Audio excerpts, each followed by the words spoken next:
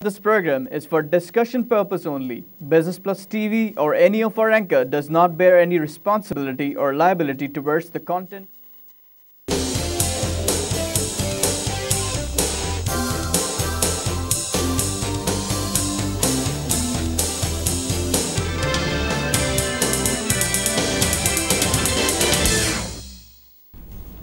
नाजरीन, welcome to the market show. मैं हूं अली नासिर। आज जिस मौजू के ऊपर बात करेंगे नाजरीन, वो आप जानते हैं कि हमारे मुल्क में आजकल बाज़गश्ता अजीब सी खलबली सी है, एक तूफ़ान सा है जो नज़रों से ओझल है। वो ये है कि इस मुल्क का सबसे ज़्यादा सरमाया लगा हुआ रियल एस्टेट और प्रॉपर्टी के अंदर। अब कहने को कोई अपने मुँह से तैयार नहीं, क्योंकि मुफादात सबके पोशीदा हैं। सारा पाकिस्तान जानता है ब्यूरोक्रेट्स का, सियासतदानों का, ताजिरों, सनतकारों का और सरमायाकारों का पैसा इसमें। लेकिन हुकूमत ने ऐसी यॉर्कर बॉल कराई है, बल्कि यॉर्कर छोड़ दें आप, ऐसी स्पिन बॉल कराई यासिर की तरह कि वो बोल्ड भी हो गए, वो कह भी कुछ नहीं सके और फील्ड से बाहर जाने को तैयार भी नहीं है। बड़ी अहम और पेचीदा सूरत हाल जिसको डिस्कस करने के लिए हमारे साथ आज बहुत ही अहम मेहमान शामिल गुफ्तगू होंगे, जनाब अशफाक तोला साहब, जो कि माहिर उमूर टैक्स हैं। वेलकम करूँगा ज़रा आपको शो में। बराह रास्त सवालात की जानिब आ जाता हूँ। तमहीद तो मैंने बांध ली। मसला अब इस तरह से है कि प्रोग्राम से पहले भी ये एक आपने मुझे पलिंदा सा भी पकड़ाया कागज़ों का। मेरे पास ख़ुद भी थोड़ी सी रिसर्च थी। बात यह है कि आपके जहन में भी, मैंने भी यही टॉपिक रखा कि ऑल्टरनेटिव क्या होना चाहिए, मसले का हल क्या होना चाहिए, आप अपनी नज़र में बताइए। बिस्मिल्लाहिर्रहमानिर्रहीम। अली भाई, thank you very much as usual. Issue ये है कि ये एक बहुत बड़ा ब्लोट था जो पिछले 8-10 सालों में बढ़ता गया। एक बबल अचानक से बस्ट हुआ। जब वो बबल बस्ट हुआ है तो ये बड़ी बड़ी प्रॉब्लम्स आ गई हैं, और ना सिर्फ मुझे आपको आई हैं बल्कि पूरे माशरे को आ गई हैं। बिल्कुल। अच्छा, अगर हम इसको बहुत ही बारीक बीनी से देखते हैं जी, तो इसका मसला असल में शुरू होता है 2010 से जी, जब आपकी, बल्कि 11 से मैं कहूँगा, जब 18th अमेंडमेंट आई थी जी। 18th अमेंडमेंट में 18th अमेंडमेंट से पहले सिंध गवर्नमेंट के पास कैपिटल गेन टैक्स, या प्रोविंशियल गवर्नमेंट के पास कैपिटल गेन टैक्स लेवी करने का मजाज था। और कैपिटल वैल्यू टैक्स का मजाज जो था वो वफाक के पास था। 18वीं अमेंडमेंट में हमारे आइन के अंदर एक लेजिस्लेटिव लिस्ट होती है जिसको हम कहते हैं शेड्यूल 4। उसकी आइटम नंबर 50 में एक यकसर तब्दीली आई। वो तब्दीली ये आई कि कैपिटल गेन टैक्स जो था वो वफाक के मजाज में चला गया और सूबों के पास कैपिटल वैल्यू टैक्स आ गया। वफाक ने पॉइंट पकड़ लिया आपने। पॉइंट मैं नहीं पकड़ा, कानून है। सवाल ये था कि क्या ये टैक्स लगाया जाता कि नहीं। 2012 में जब पीपल्स पार्टी की गवर्नमेंट थी और अब्दुल हफीज शेख साहब मिनिस्टर ऑफ फाइनेंस थे, उन्होंने एक चीज़, उन्होंने देखा कि जी कैपिटल गेन टैक्स लगाना चाहिए कि नहीं। तो कैपिटल गेन टैक्स के लिए इनकम टैक्स ऑर्डिनेंस में सेक्शन 37 को इंट्रोड्यूस किया गया। ठीक है जी, ये बात की बात है 12 में, क्योंकि जब तक मजाज ठीक है सूबे का था वफाक नहीं लगा सकती थी। अब वफाक के हाथ में जब चीज़ आई तो वफाक ने कानून भी बनाना है।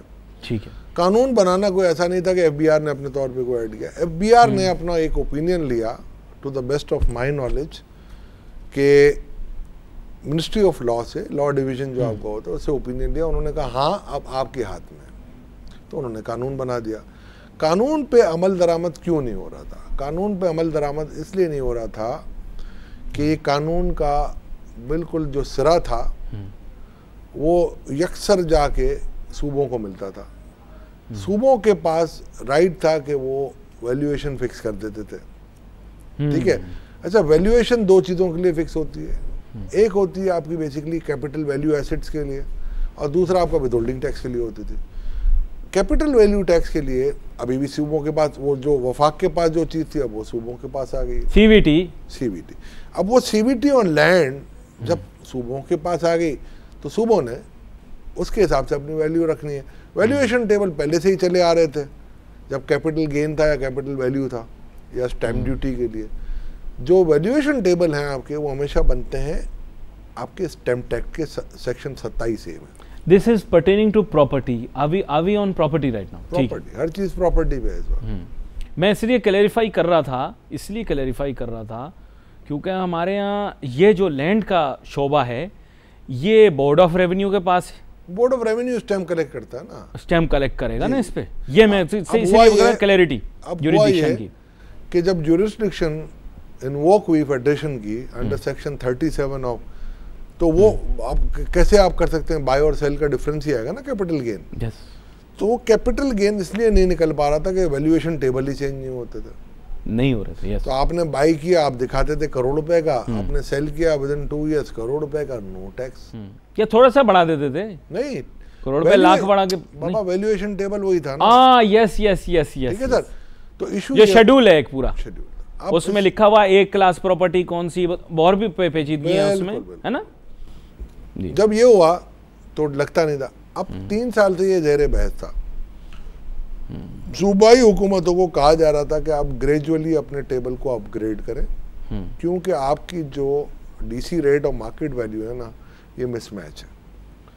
पंजाब में काफ़ी हद तक काम हुआ और वो उन्होंने टेबल रेट अपने बढ़ाते गए। राइट। सिंध स्पेशली कराची, वो टेबल आपके अपग्रेड नहीं हुए। तो रीवैल्यूएशन की जो बात चली थी, और उस वक्त भी मैंने आपने एक प्रोग्राम किया था जो रीवैल्यूएशन की इन्होंने बात की थी, साहब ये मुकम्मल नहीं हुआ था। 10 साल से मैंने इनको कहा हुआ था ये आप कर लो। राइटिंग में खुद मुझ फकीर ने दिया तो फकीर की तो कोई सुनता ही नहीं है। फिर federation of Pakistan chamber of commerce में वही चीज़ को मर्ज करके चलाया, नहीं सुन रहे थे। सिंध गवर्नमेंट को अलग से हमने स्पेसिफिकेशन उनसे स्पेसिफिकली बात की, नहीं माने।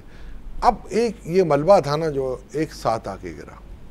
इस फाइनेंस एक्ट में ये किया गया कि उन्होंने कहा कि जी के वैल्यूएशन का इख्तियार पहले फाइनेंस बिल में आया कि कमिश्नर ऑफ इनकम टैक्स के पास होगा।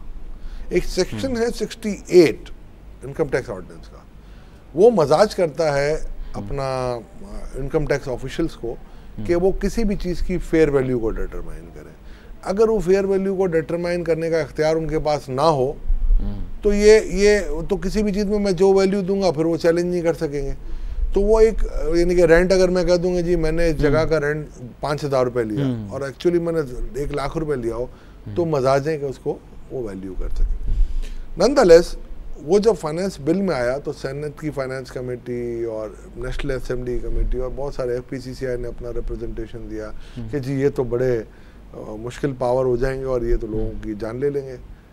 उसको थोड़ा सा बचने के लिए इन्होंने एक काम किया कि इन्होंने ये वैल्यूअर का कह दिया कि जी स्टेट बैंक ऑफ पाकिस्तान के जो वैल्यूअर होंगे वो करेंगे। अच्छा, इसलिए स्टेट बैंक एंटर हुई। बहुत सारे लोग कंफ्यूज हो रहे थे ना। फाइनेंस एक्ट में आया है। फाइनेंस बिल जब आता है वो असेंबली में जब आप देते हैं उस पर बहस होती है और फिर जब वो बजट अप्रूव होता है तो उसको हम फाइनेंस एक्ट कहते हैं। फाइनेंस एक्ट में ये तब्दीली लाई गई। ये तब्दीली आने के बाद एक और बहस छिड़ गई कि जनाब पहले तो हम थाने के SHO से बात करते थे, इनकम टैक्स अफसर के, अब तो SP से भी बात करनी पड़ेगी भाई, वैल्यूअर से भी।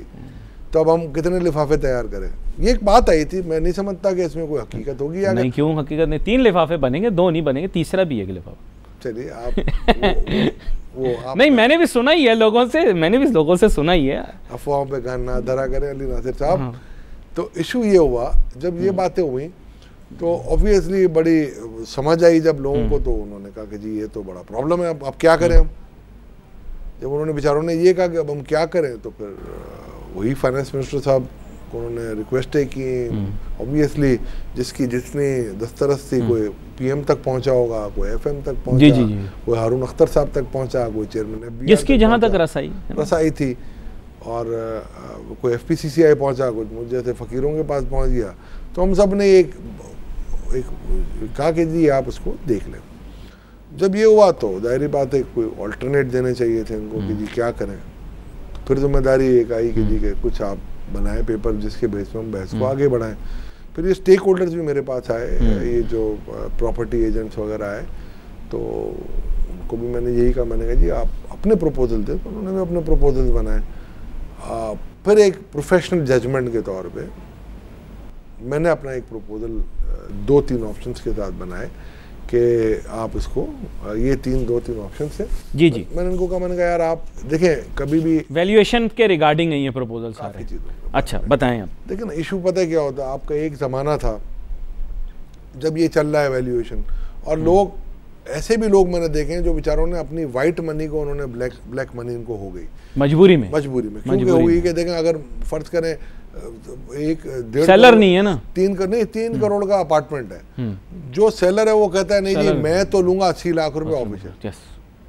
अब वो 3 करोड़, वो जो बेचारा जिस बायर के पास अपनी ऑफिशियल पैसे पड़े हुए वो 2 करोड़ 20 लाख रुपए अपने ऑफिशियल को ग्रे कर रहा है और वो उसको अकोमोडेट कर रहा है। यस, ठीक है। हुआ ऐसे हुआ इंडस्ट्रियल प्रॉपर्टी में बड़ा हुआ, क्योंकि लिमिटेड कंपनियां परेशान हो गई।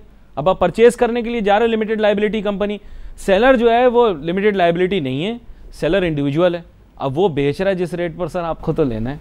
अब सर इशू पता है क्या है, इसके बाद आप इतने क्रूअल नहीं हो सकते बीइंग नेशन, आप अपने सिटीजन्स का ख्याल भी करते हैं। तो मैंने इनको यही कहा, मैंने कहा यार चले एक काम करें, आप अपने वैल्यूएशन टेबल्स को अपडेट करें। उस अपडेशन के बाद जिस वैल्यू पे किसी ने अपार्टमेंट या घर या प्रॉपर्टी ली है वो अपनी इन्वेंट्री मेंशन कर दे अपने वेल्थ रिटर्न में। वेल्थ रिटर्न का सपोज करें अगर एक प्लॉट है 50 लाख रुपए का और आज इसकी मार्केट वैल्यू है से 2 करोड़ रुपए, तो 1.5 करोड़ रुपए पे वो एक परसेंटेज जो गवर्नमेंट फिक्स कर दे आपस के एग्रीमेंट से, वो ये पे करे और हमेशा के लिए उसकी बुक्स रिवैल्यू हो जाए 2 करोड़ रुपए पे। मगर ये बहुत ज़रूरी था, और अगर हम ये नहीं करेंगे तो आपका ये मामला भी फेल हो जाएगा। ग्रेजुअल ना करते। अभी मेरी चंद लोगों से बात हुई, नाम नहीं ले सकता आपके सामने, पहले भी प्रोग्राम में हमने बात की है, PCCI वाले भी आते रहे और लोग भी आते रहे। उनका कहना ये था कि जो स्टेट बैंक का डिस्काउंट रेट है उसके हिसाब से आप एडजस्ट कर दो कीमत, इंशाल्लाह 500 साल में हो जाएगी। नहीं तो फिर गवर्नमेंट की इकोनॉमी में, इसका मतलब गवर्नमेंट की इकोनॉमिक प्लानिंग सही नहीं है। नहीं, मैं देखें इख्तलाफ हाँ करें सर, खुल के करें सर। देखिए स्टेट बैंक के डिस्काउंट रेट का मतलब हुआ कि 5%। नहीं, जो जिस साल में जितनी रही है यार, साल में अभी 12 भी रही, वो तो 2009 की बात कर रहे हैं। हाँ तो वो उस हिसाब से लगाए ना। कैसे लगाएंगे आप यार, जो आप अगर एलिवेट करेंगे तो ये 150% से ज्यादा आज नहीं जाएगी। डिफेंस का एक प्लॉट है जिसकी कीमत आज 8 करोड़ रुपए है, उसकी अगर आप वैल्यू लेने जाएंगे तो ये बनेगी हार्डली 70 लाख रुपए। तो डू यू वांट दैट, सवाल ही पैदा नहीं होता। या तो आप ये कर लें, इसमें तरीका यही जो अभी हमने अडॉप्ट किया है कि वैल्यूअर्स, इनको रियल एस्टेट एजेंट्स को हमने कहा है कि जी आप अपनी वैल्यूएशन लेके ईमानदारी से 21 शेयर मुल्क के दे दिए इनको कि 21 शेयरों में आप ईमानदारी से हक हलाल के आप अपने लेके आए। FBR को कहा है कि आपके भी ऑफिस हैं हर जगह, आप भी अपने तौर पे वो वैल्यूएशन लेके आए। वहाँ पर जो अगर कोई मेजर डिफरेंस नहीं है वो तो ठीक है, अगर कहीं मेजर डिफरेंस है तो बीच में बैठ के कोई रास्ता निकालेंगे, उसको हम मार्केट वैल्यू ट्रीट कर लेंगे। वो ज़्यादा बेहतर है ना कि स्टेक होल्डर भी साथ आ गया और आपका जो FBR भी साथ आ गया, और वो जो एग्रीड रेट होगा। सर स्टेक होल्डर तो जो देखिए, मैं खादी में कर्ज करता आपसे, बात ये कि सर एक घर डिफेंस के अंदर, मैं अगले दिन भी बात कर रहा था, 2010 में 1.5 करोड़ रुपए का घर आज की तारीख में 7 करोड़ रुपए का हो चुका है। ठीक है सर, ठीक है। ये प्रॉपर्टी प्राइस एप्रिसिएशन बिल्कुल आर्टिफिशियल है, इस आर्टिफिशियलिटी के पीछे ब्रोकर हैं, और ये बिल्कुल उसी तरह स्टेक होल्डर ट्रीट करना इनको है जैसे आप स्टॉक एक्सचेंज के ब्रोकर को स्टेक होल्डर समझ। आज क्या हाल है? आज तो 7 करोड़ है ना, कहाँ से हो गई? आई जरा जाए, वो जो 7 करोड़ थी ना, हाँ, जून की 2 तारीख को, हाँ, आज देख लेंगे तो। सर मार्केट में बेच नहीं रहे ना लोग, वो चाह रहे 7 ही रहे। नहीं सर, नहीं, आप देखे जाए। लोग मुझे कहते हैं, मैं तो कहता हूँ 5 की हो गई होगी, लोग बोलते हैं नहीं यार उतने की मिल रही है, हम तो ब्रोकर को बोल रहे हैं वो सस्ता कर ही नहीं रहा। आप बात नहीं समझ रहे ना। वो देखिए जिसने 2010 में लिया है ना, वो तो मैं अगर बढ़ता तो मैं 7.5 करोड़ की बेच देता, मेरा कैपिटल गेन लगेगा ही नहीं, 5 साल से ऊपर हो गया। हाँ ऑफ कोर्स, है ना, ऐसे किया है वो। देखिए इशू ये नहीं है, इशू ये है कि everybody is waiting for a fair decision. अगर फेयर डिसीजन होगा तो मैं आपको गारंटी कर रहा हूँ कि 30 से 40% जो मुझे नजर, you are saying a middle path is better, मेरा अंदाजा है कि वो नीचे चली जाएगी और जानी चाहिए, जाएगी, क्योंकि एक इन्वेस्टर कल्चर है ना। इन्वेस्टर कल्चर के लिए आपको पता है ये सब बहुत बड़ा मिसनोमर है यहाँ पर लोगों का कि जी हमें भी 5% या 10% टैक्स लगेगा। इसके बाद अगर कोई इन्वेस्टर खड़ा हुआ होगा ना जो ले बेच करता रहेगा, वो पूरे 35% टैक्स देगा। अच्छा, मैंने ऐसा सुना है, हो सकता है मैं वैसे, अब आपने सजेशन दिए तो मैं रूमर्स पे कान नहीं धरता, लेकिन मैंने ऐसे सुना है कि ये कानून लागू करने से पहले हुकूमत के अहम अहदेदारों ने अपना पैसा यहाँ से शिफ्ट कर दिया है। यूएई, कनाडा, यूएसए और बरतानिया नहीं जा रहे डर के, जब से पनामा पेपर हुआ है। तो बेसिकली पैसे शिफ्ट हुए हैं। तो 3 मुल्क आपको बताएं, इसके अलावा भी बहुत सारे मुल्क हैं जहाँ इनका पैसा गया है, लेकिन बेसिकली ये कानून लागू करने से पहले इनकी जायदादें वहाँ, और अब तो पनामा पेपर के बाद पता भी लग गया है किसकी कितनी कितनी, उसकी भी रीवैल्यू होगी। जो दुबई में मतलब प्रॉपर्टी किसी ने ली, किसी ने बिल्डिंग ली मल्टी स्टोरी 20-25 मंथ, एक मैं बात कर रहा हूँ, या उसके बेटे ने ली, उसको मतलब कहीं तोहफे से मिल गई, वो सब रीवैल्यू होंगी। खुल के बात कर, नहीं खुल के ही बात कर रहा हूँ सर। देखें प्रॉपर्टी प्रॉपर्टी अप्लाई होगी। खुल के सर खुल के बात, चले खुल के बात। अली नासिर से ये मैं एक्सपेक्ट नहीं, चले मैं खुल के बात करता हूँ। अच्छा, पहले बात ये कि अगर कोई पॉलिटिशियन है, कोई ब्यूरोक्रेट है, पहले तो यहाँ की जवाब ले लें आप मुझसे। ये लॉ जो बना है ना, जी जी, ये अगर हकीकतन में बात बताऊं, ये लॉ बना है, ऐसा बना है कि किसी को भी पता नहीं था ये लॉ बन रहा है। सर किसी को पता जरूर था, जो बना रहा था। नो, जो बना रहा था उसको पता था। मैं यहाँ हल्फन बैठ के कह सकता हूँ उसको भी नहीं पता था। चलिए, ये जो लॉ आखिरी 3 दिनों में बना है, और ये 3 साल से अटेम्प्ट हो रही थी, 3 साल से, जब पनामा लीक नहीं, पजामा लीक कोई भी नहीं था। पर फरिश्तों ने तो नहीं बनाया होगा। नहीं, वैसे हमारे मुल्क फरिश्तों नहीं सर, मैं आपको जो बात कहूंगा आपको पता है, अगर गलत होगी तो मैं गलत आपको कह दूंगा। नहीं, तो आप बोले अचानक हुआ है? नहीं, अचानक नहीं, ये कार्ड पे 3 साल से चल रहा था। हाँ। और रुकाया जा रहा था कि नहीं, ठीक है ठीक है ठीक है ठीक है, गवर्नमेंट, सिंध गवर्नमेंट को कहें, पंजाब गवर्नमेंट को करें कि वो अपने टेबल से बढ़ा दे। अगर वो टेबल बढ़ा देते तो अच्छा, आज भी फर्ज करें, अगर वो अपने टेबल बढ़ा देती है सिंध गवर्नमेंट, तो सिंध गवर्नमेंट का टैक्स हो जाएगा ना, कैपिटल वैल्यू टैक्स हो जाएगा। अच्छा, let me ask you a very complicated question. आपने कहा मैं डायरेक्ट क्वेश्चन आपसे पूछता हूं। That means I am better of अगर मैं पाकिस्तान की प्रॉपर्टी के बजाय दुबई की प्रॉपर्टी में पैसे लगाऊं आज की तारीख में, तो it is better off. This is the example the government is setting. क्यों भाई? Obviously you can not check those, you can not tax me on that. It's better that I can put my money in Canada और I put my money in USA. 2017 जुलाई इंशाअल्लाह और Rahman, OECD का आपकी secretary, global mutual फंस जाएंगे गए। मैं आपको कहता हूँ, वो इतने बड़े पनामा लीग में क्या हाल है, पनामा लीग में एक्चुअली हुआ क्या है, अगर ये किसी को पता चल जाए ना, तो ये कौम ये प्रॉपर्टी को भूल जाएगी। बताएं ना सर, हमारे लोगों को पता होना चाहिए। क्या बताएंगे? मेन चीज यही थे ना, रेगुलेट करनी थी प्रॉपर्टी इंटरनेशनली। नहीं, ये नहीं था। नहीं, देखिए फिर हुआ ये है कि हमारे कानून में सुकम था, ठीक है। इंडिया का एक कानून है, वो ये कहता है, पहले था कि $50,000 से ज़्यादा कोई भी पर्सन इन्वेस्ट नहीं कर सकता इंडिया से बाहर। इसको अपग्रेड किया गया, $5 लाख पे ले गया है।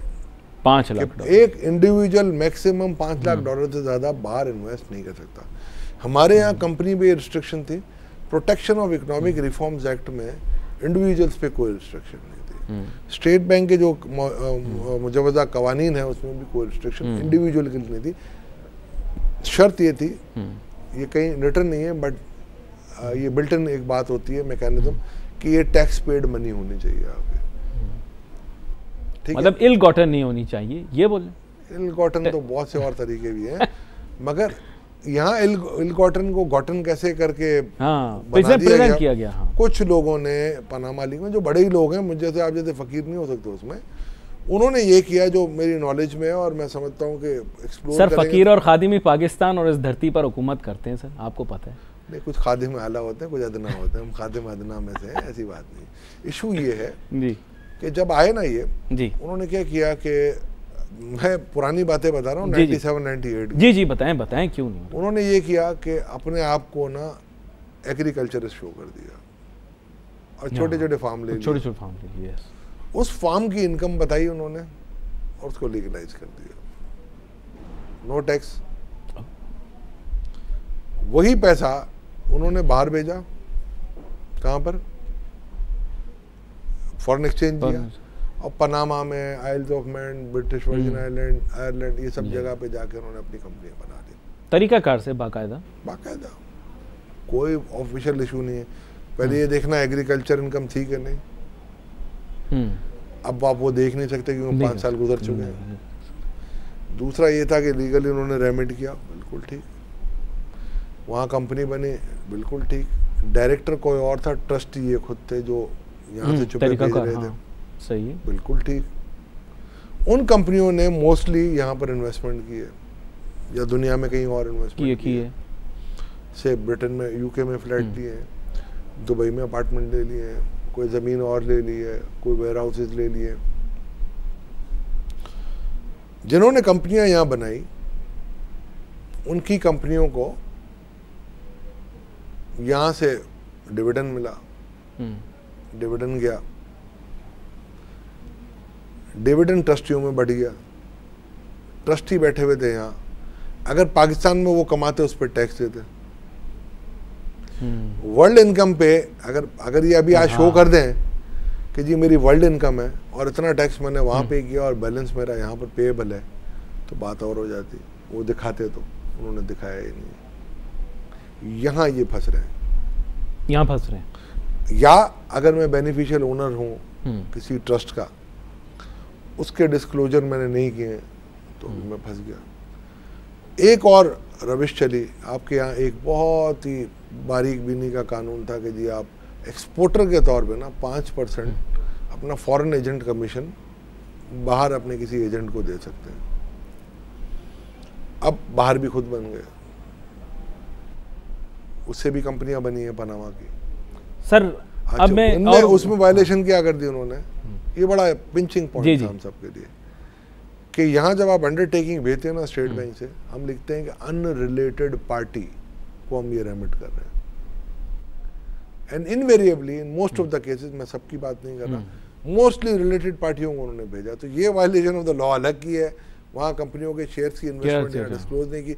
ये है पनामा लीक, ये वाला मसला है आपने जैसे बताया, ये है पनामा लीक। पनामा लीक, तो ये पनामा लीक के चक्करों में कोई ये नहीं हुआ है भाई। अच्छा सर, यहाँ पर एक और गेम है, मैं भूलूँ ना, पाकिस्तान के प्रॉपर्टी। अब बात यह है कि चूंकि आप मुझे कह रहे हैं कि मैं खुल के बात करूँ, चले खुल के थोड़ी सी बात कर ले। बात यह कि जैसे स्टॉक एक्सचेंज में हमारी 5 पार्टियाँ, उसमें बेचारों में एक जख्मी हो गया, 4 बच गए, बाकी उनकी भी आपस में लड़ाइयाँ शड़ाइयाँ, एक आध बिल्कुल साइड पे।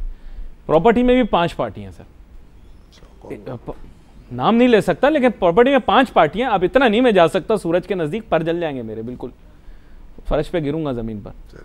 तो बात यह है कि एक पार्टी वो इस चीज़ से मावरा है, वो ये इस चक्कर में है ही नहीं रिवैल्यूएशन वैल्यूएशन की, क्योंकि उसका हर काम ही इंटरनल है, फाइलों पे चलता है, उसको कोई प्रॉब्लम नहीं।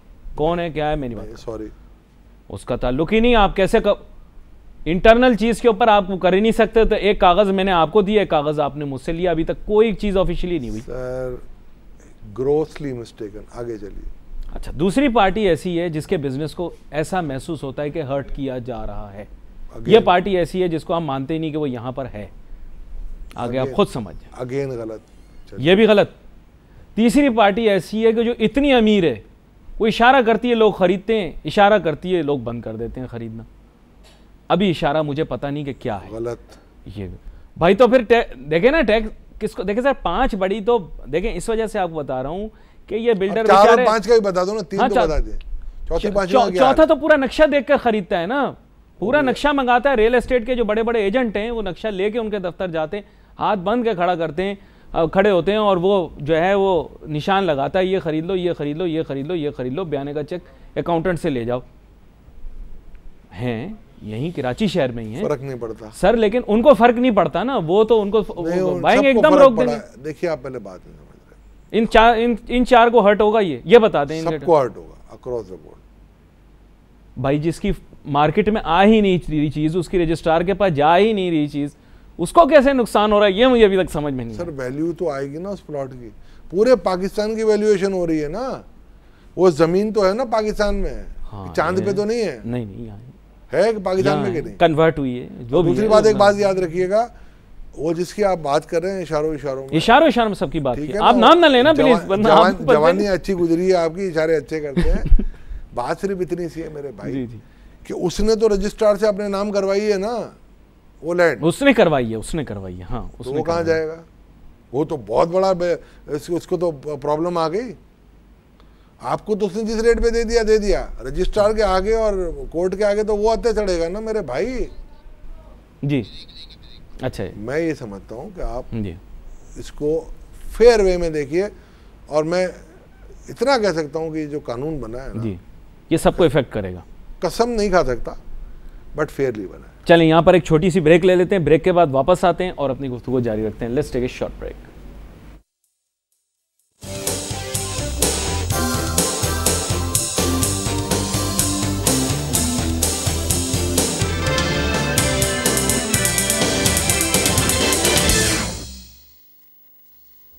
नाज़रीन, welcome back after the break. गुफ्तगू हमारी जारी है। जनाब अशफाक तोला साहब के साथ बात हो रही थी। आपने कहा law will be applicable to everyone और उसका जो इकोनॉमिक इम्पैक्ट है वो भी सब पे आएगा। लेकिन एक आपने अच्छी बात की, हमारे यहाँ बहुत सारे सरमायाकार सवाल भेजते हैं, बोले अली भाई हम जेन्युइन बायर हैं, प्रॉपर्टी की कीमतें हमारी रसाई से बाहर हो गई हैं, लेकिन अगर ये कानून अप्लाई हो जाता है in letter and spirit, in its very essence, तो शायद स्पेकुलेशन पे काफ़ी हद तक कंट्रोल आ जाएगा। और स्पेकुलेशन पे कंट्रोल आएगा तो रियलिस्टिक प्राइसेस तो रिफ्लेक्ट नहीं करेगा, लेकिन कम से कम रैशनलाइज्ड थोड़ी हो जाएंगी प्राइसेस। इस बारे में क्या कहते हैं आप? 100% I agree. Good measure for, देखो ना, मैं वही सब चीज़ें, देखो हर चीज़ को एक चीज़ आप पहले याद रखिएगा, taxation has to confirm itself to the economy. Yes, economy can not confirm itself to the taxation. If there is an economic activity, you will gain taxation. You will earn taxation, you will gain taxation, you will rationalize it, everything. You can do it. But if अगर कोई economic activity नहीं होगी तो क्या होगा? yes. अच्छा, economic activity का मसला ये हो गया था कि हमारे यहाँ एक कल्चर है, दुनिया में होता है कि मशरूम ग्रोथ हो जाती है।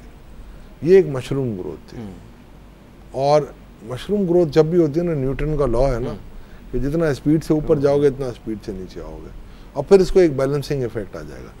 What I am trying to convey कि यार एक मरतबा ना, it is a bitter pill to swallow it. आप अच्छे स्विमर हो ना, कभी हेवी टाइड आएगी, कभी छोटी टाइड आएगी, you know how to swim, how to adjust your swimming according to the Tide.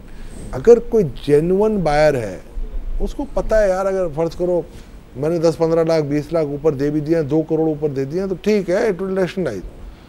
आज आप मुझे एक बात बता दो, एक 10 लाख रुपए पर मंथ कमाने वाला प्रोफेशनल, जिस तरीके से ये रेट जा रहे थे ऊपर, डिफेंस में 500 का नहीं ले सक रहा था। यही बेसिक प्रॉब्लम आ रही थी। मुझे इजाज़त दें, मैं यही बात करना चाह रहा हूँ कि प्रॉब्लम ये है कि इतना ज़्यादा अर्निंग करने के बावजूद लोग परेशान इस वजह से थे क्योंकि रैशनली इन 20 ईयर्स 30 ईयर्स, एक टेलीविज़न एंकर की अगले दिन मैं ट्वीट भी पढ़ रहा था, वो कहने लगे साहब पढ़ा लिखा तालीम याफ्ता आदमी जिसके पास बहुत सारे पैसे हैं, वो भी आज घर नहीं ख़रीद पा रहा, क्योंकि वो चाहे उसकी कितनी भी इनकम हो जाए वो नहीं ख़रीद पाएगा। एक रफ एस्टिमेट ऐसा समझ लें कि एक घर 100 बेसिक सैलरीज में मिल जाना चाहिए, मेरा ऐसा ख्याल है। देखिए वही उसी स्टेटस के हिसाब से। अब I don't know, 100 basic salaries a lot sir, it's a lot of money sir.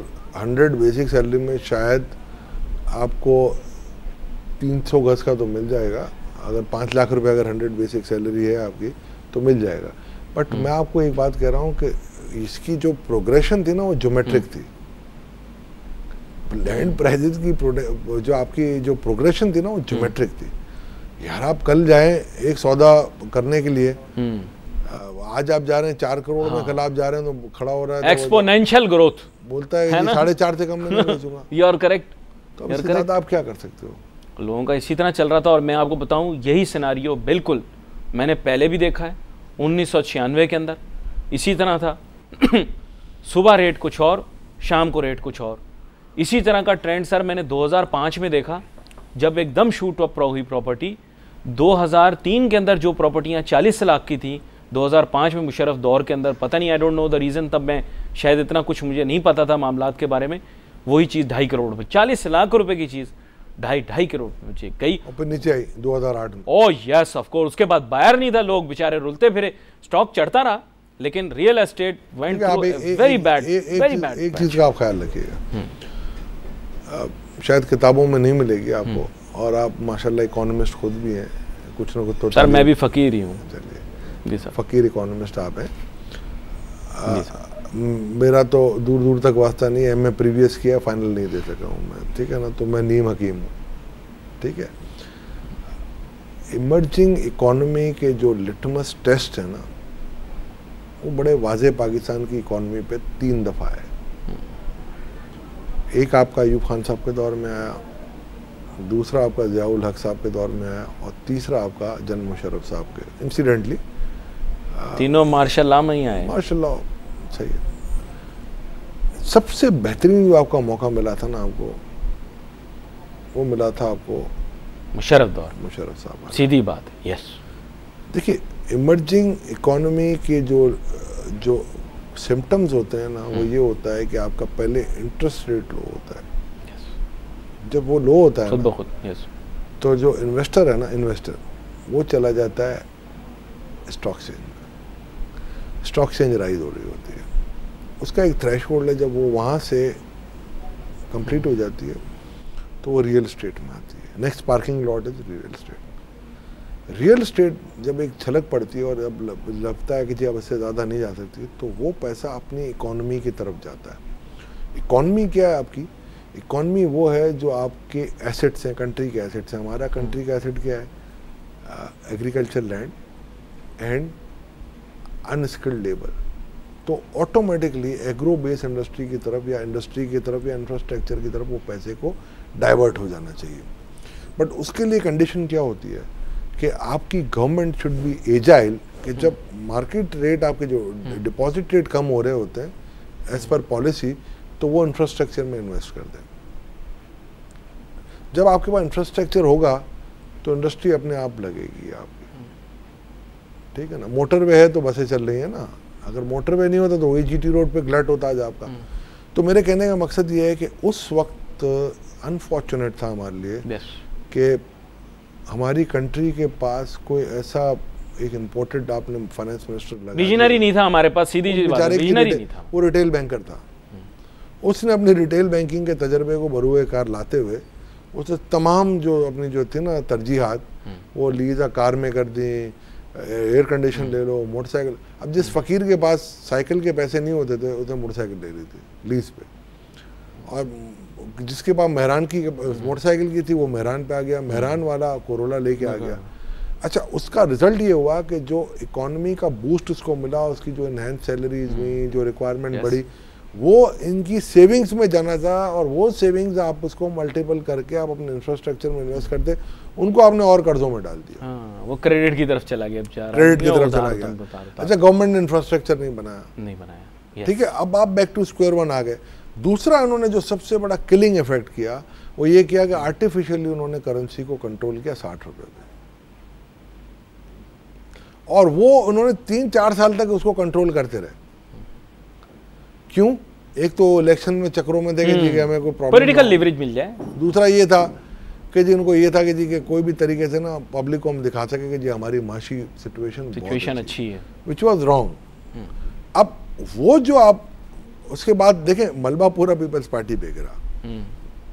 Peoples party पे इसलिए गिरा कि पीपल्स पार्टी जैसे ही आई तो वो स्विंग्स में आया, up swings, down swing, bumpy rides लेती गई वो करेंसी आपकी। अब जब करेंसी आपकी बम्पी राइड लेती गई, आपको पता है एक स्टेज पे ऐसा हुआ था कि 60 से 78 रुपए सीधा हो गया डॉलर आपका। आपकी इंपोर्ट महंगी, आपके लिए बुरा हाल हो गया, कर्जे रिवैल्यू हो गए। अब वो थमी नहीं, फिर काबू में ही तो इकोनॉमिक कंसीक्वेंसेस जो पीपल्स पार्टी की अपनी गवर्नेंस पे तो मैं कोई वो नहीं कहता, ये कंसीक्वेंसेस बहुत बड़े आए जो पिछले 8 सालों का ग्लट था, जो बिल्कुल नापैद मईशत दानों के हाथ में जो रह गया था ना, वो आ गया। ये बात आपने पता है आज हाईलाइट की, मैं खैर आपने तो बड़े एलेबरेट अंदाज में की, मैं काफ़ी अरसे से शोर मचाता हूँ, लोग सुनते नहीं। मैं इनको हमेशा ये कहता हूँ कि ये सब चीज़ें जो थी ये सतही थी, सतह को अगर खरोचते तो वो वाली जो हकायक आपने बयान किए हैं ये वाले मौजूद हैं कि इंफ्रास्ट्रक्चर पे बहुत सारा काम हो सकता था, नहीं हुआ। लेकिन सुपरफिशियली चीज़ें सही थी। मुझे जब ये कहा गया ना एक स्टेज पे कि जी कराची के करीब कोरंगी क्रीक के करीब हम आइलैंड एक लगा रहे हैं, उसमें रियल एस्टेट पुल भी बन रहा था, ब्रिज बन रहा था, तो वो मुझे इन्होंने कहा था कि जी $40 बिलियन आएगा। तो मैंने कहा ठीक है, ये $40 बिलियन कब आएगा, कहाँ से आएगा, कौन लाएगा? अपफ्रंट आएगा, मेरे यहाँ इन्वेस्टमेंट होगी, इसके जो बायर होंगे क्या बाहर से होंगे कि लोकल होंगे? तो उन्होंने जी वो लोकल होंगे। मैंने अगर मैं इन्वेस्टमेंट करूंगा तो पाकिस्तान में अगर मुझे रिस्की इन्वेस्टमेंट करनी है तो लाइबोर के ऊपर कितना % मैं प्रीमियम चार्ज करूँगा। आपको पता ही है जो 5 ग्रुप है उनमें से एक का था, बस सीधी सी आपको वो जो सामने आ रहे थे ना, पुल बनाएंगे ये नक्शे वक्शे दिखा रहे थे, वो सामने थे, देखिए उनके पीछे जो थे वो। देखिए अब उसका क्या नतीजा निकला कि आपको और तो कुछ मुझे नहीं पता चला, मुझे ये पता चलता रहा कि इनकी इकोनॉमिक और फाइनेंशियल एक्यूमेंट क्या है। जब प्राइम मिनिस्टर आपका यहाँ तकरीर करते हुए बोले कि जी आप देखें हर घर में एसी लगा हुआ है, और फिर जब ये तरक्की की निशानी है, जब लोग नीचे हंस रहे तो बोला हाँ मुझे पता है कि ये कोई सही निशानी नहीं है। ये सीव्यू पे ही किया उन्होंने, तो मैं ये समझता हूँ फिर इसके बाद लोगों को समझ जाना चाहिए था। वैसे आज आपने पता नहीं किधर किधर से अलमारियों के अंदर से स्केलेटन्स निकाले, ये स्केलेटन भी बड़ा अजीब था। इस प्रेजेंटेशन को मैं थोड़ा सा प्रिवी था, वैसे खैर it's not, I can not disclose the details, लेकिन ये कि ये बात भी आपने आइलैंड वाली भी कमाल की। आपको पता है पूरा आइलैंड बन रहा था और जनाब वो क्या पंप एंड शो थी, क्या शोर शराबा था। थी ना आपको इसको जो मैंने रीपेमेंट बताई थी ना, मैंने यू हैव टू पे $85 बिलियन, अगर if you will inject it इस पे, मैंने ये तो कोई इंफ्रास्ट्रक्चर है ही नहीं, मैं कहाँ से दूंगा। आखिरी में मेरे पास आपके पास ये रह जाएगा और इसको हम ही रीपे कर रहे होंगे dollar. On paper it was a beautiful project, I tell you, I am talking about the other one. वो उस वक्त था। देखिए अब मैं आपको एक बात, सीपैक है, सीपैक में आपको पता है कि स्टेक होल्डर बैठा हुआ है चाइना, दूसरा स्टेक होल्डर पाकिस्तान है। आपको पता है सिंसियरिटी सब तरफ से है, इसकी बाइंग सबसे है। दूसरा इसके जो ऑफशूट्स हैं, जितने भी आपके पावर प्रोजेक्ट लग रहे हैं, that will contribute to your infrastructure and growth. चले नाउ अपार्ट फ्रॉम एवरीथिंग, एक आपके साथ डिस्कशन होती है बड़ी कैंडिड किस्म की। बिल्कुल। आज मैं आपके साथ वो अभी इख्तिताम में डिस्कशन करता हूँ, मुख्तसर वक्त है लेकिन खुल के, क्योंकि आप बात करते हैं, लोग हमारे पढ़े लिखे देखने वाले बहुत पसंद करते हैं जब भी आप आते हैं और उस तरह की गुफ्तगू करते हैं। As a sincere Pakistani, why don't projects lift off? I am talking about property and real estate here. The Malaysians came, it didn't kick off. We talked about Zulfiqarabad, nothing happened. Port Qasim, okay fine, but अब हमारी तवज्जो गवादर की तरफ चल गई। Why don't we have a lift off here? Why property is restrict के कराची जाके जनाब ठोकर नियाज बेग पे ख़त्म हो और लाहौर आके जो है यहाँ पे टोल प्लाजे पे ख़त्म हो? ये व्हाट्स द इशू? नीयत ख़राब है। ख़राब हो तो फिर नहीं होती लिफ्ट, और सही हो तो हो जाए, because things don't take off. You see, CPEC हो जाएगा, हो जाएगा। They are serious about. If even they are not, they are। Autopilot पे हो जाएगा। नहीं, हर स्टेक होल्डर का बाइन है ना इसमें। चाइना, हमें पता है कि ये क्या है। अब देखो ना, जब चाबहार में इंडिया एंटर होता है, which is not even 1/50th of the Gwadar, आपको पता है इंटायर ये 10 US के सी पोर्ट ले लो तो एक गवादर के बराबर बनते हैं। तो यार अगर फुल पोटेंशियल को यूटिलाइज तो यार आप मुझे बताओ ना, पाकिस्तान नहीं कर सकता था? ये जो आए हैं, आप उनसे कोई मर्सी की समझते हो? मर्सी छोड़ेंगे ये तो पहाड़ें काट के ऐसी ऐसी रोडें अभी निकाल लेंगे, आप पागल हो जाओ। निकाल, चाइनीज में पोटेंशियल है। मुझे बताएं, यहाँ पर मैं गवादर की रियल एस्टेट के मुतालिक रियल एस्टेट प्रॉपर्टी के बारे में प्रोग्राम, देखिए इशू ये कि गवादर की रियल एस्टेट के ऊपर कितना बड़ा गेम हुआ, क्या लिफ्ट ऑफ हुआ? बड़ी बड़ी सड़कें कंप्यूटर पे दिखाई गई, ऊपर बड़े बड़े परिंदे उड़ रहे हैं जनाब, बड़ी बड़ी गाड़ियाँ चल रही हैं और खूबसूरत पता नहीं क्या क्या वहाँ बन गई, सारी एमिनिटीज़ वहाँ अवेलेबल भी हो गई, जबकि अभी तक कुछ हुआ ही नहीं था। एयरपोर्ट भी तैयार हो गया, फिर वो एयरपोर्ट का नक्शा भी तब्दील हो गया, कुछ समझ नहीं आई क्या हुआ। Why don't think lift off? Because गोरे तो खरीद लें प्रॉपर्टी। उस वक्त ये दिखाई गई थी ना, दिखाई थी बिल्कुल, तो लिफ्ट नहीं हुई। अब नहीं दिखा रहे ना, तो लिफ्ट हो जाएगी। नियत की बात, सारी बात ये है एप टाइम की। But you know how many billions of rupees went into this sink hole of Gwadar's property. देखो ये अरबों रुपया, ये सिंक होल नहीं होता। ये जो चीज है ना, सौदा है ना एक, आपने लिया मुझसे जी, तो पैसा पॉकेट चेंज कर रहा होता है, इसने पॉकेट चेंज कर लिए। अब मैं कहीं और इन्वेस्टमेंट करूंगा, कोई तीसरा भाई मुझसे कोई फ्रॉड करके ले जाएगा। तो ये पैसा जैसे आएगा वैसे ही जाएगा। तो जेब कतरों की दावत हो गई। आखिर में वो था ना party of pickpockets, at the end everyone's pocket was picked. नहीं तो फिर मजा नहीं आया ना, मजा नहीं आया ना। वेस्ट वाले the way it comes, the way it goes. I still remember BB was talking to the Omanis at one time. Are you aware? I can recall. Or maybe Nawaz Sharif was talking to the Omanis at one time. They wanted to develop Gwadar.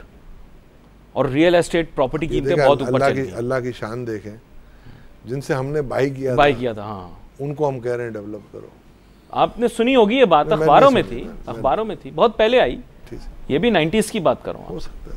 हो सकता है, मुझे नहीं पता, not to my knowledge. हाँ। एक बात मैं आपको बताऊं, कुछ चीजें गेम चेंजर हैं आपके लिए। CPEC is game changer. It will happen इंशाल्लाह। मुझे अल्लाह की ज़ात से उम्मीद है इसका समर मुझे मिले ना मिले, मेरी अगली नस्लों को मिले। 5 साल से आपके साथ प्रोग्राम कर रहा हूँ और मेरी तवक्को ये कि आपके मुंह में घी शक्कर ये कामयाब हो जाए इंशाल्लाह। क्योंकि बात ये है कि ये पाकिस्तान के लिए बड़ा अच्छा होगा।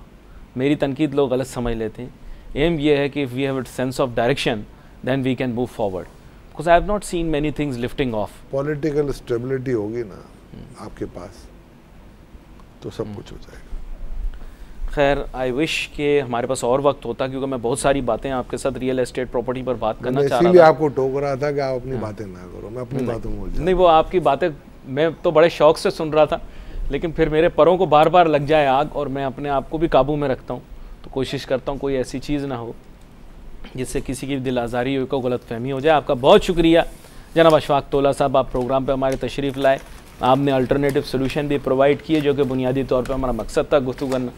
लेकिन रियल एस्टेट प्रॉपर्टी की इंडस्ट्री के बारे में बात करना भी बड़ा लाजमी है। यहाँ पर हमारे प्रोग्राम का वक्त ख़त्म हुआ चाहता है। सोशल मीडिया के पर हम मुतारिक आपके पैगामों के मुंतज़िर। आज के लिए अली नासिर और हमारी टीम को इजाज़त दीजिए। अल्लाह हाफ़िज़।